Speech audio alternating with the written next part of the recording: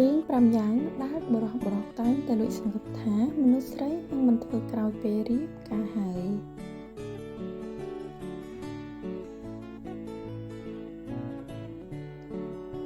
មនុស្សប្រុសភាគច្រើនមិននឹងសម្រេចចិត្តជ្រើសរើសយកមនុស្សស្រីណាម្នាក់មកធ្វើជាដៃគូជាប់គេនោះ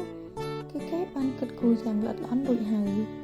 ក៏ប៉ុន្តែគេគ្រាន់តែលួចសង្ឃឹមក្នុងចិត្តថាមនុស្សស្រីដែលគេជ្រើសរើសមកធ្វើជាគូជាប់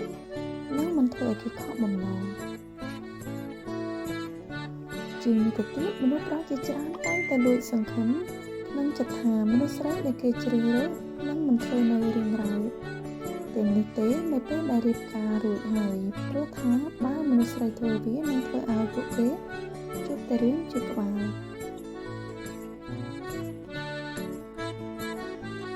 1មានចំនួនជាមួយសាច់ញាតិគ្រួសារខាងគេវាជារឿងមួយដែលមនុស្សគ្រប់រូបតែងតែសង្ឃឹមថាមនុស្សស្រីជាប្រពន្ធនឹងមិនបង្កជម្លោះជាមួយនឹងសាច់ញាតិគ្រួសារខាងគេឡើយព្រោះវាបានផ្ដល់ផលវិបាកនឹងការជាក្បាលដល់គេជាខ្លាំងព្រោះម្ខាងជាប្រពន្ធម្ខាងទៀតជាសាច់ឈាមគ្រួសារខ្លួនឯងអញ្ចឹងហើយ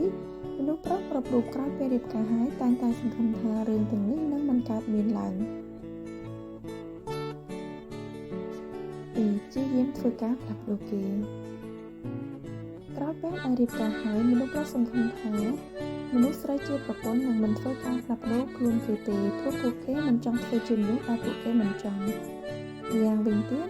គេគ្រាន់តែចង់ធ្វើជាខ្លួនពួកគេដូច្នេះហើយមនុស្សប្រុសគ្រប់រូបតែងតែសង្ឃឹមថា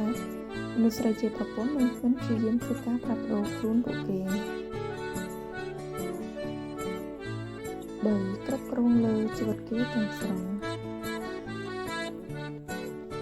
សម្រាប់ចិត្តរៀបការនឹងមនុស្សស្រីណាម្នាក់គឺមនុស្សប្រុសគ្រាន់តែចង់ប្រើជីវិតគូ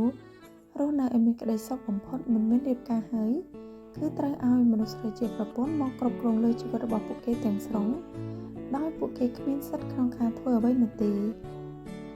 បែបនេះហើយបានជាមនុស្សប្រុសជាច្រើនតែងតែសង្ឃឹមថាមនុស្សស្រីនឹងមិនមកគ្រប់គ្រងលើជីវិតពួកគេទេព្រោះថាវាជាសម្ពាធមួយសម្រាប់មនុស្សប្រុសក្រោយពេលដែលរៀបការហើយដែរ4កុហកបោកប្រាស់គេមនុស្សប្រុសណាក៏ដូចមនុស្សប្រុសណាដែរក្រោយពេលដែលរៀបការហើយតែងតែសង្ឃឹមថាប្រពន្ធនឹងមិនកុហកបោកប្រាស់ហើយមានតែភាពស្មោះត្រង់ចំពោះគេដោយសារតែគេមានការជឿជាក់ខ្លាំងទៅលើក្តីស្រឡាញ់របស់មនុស្សស្រីជាប្រពន្ធទើបជាហេតុធ្វើឲ្យគេជ្រើសរើសយកមកធ្វើជាគូជីវិត5យកលុយជាធំ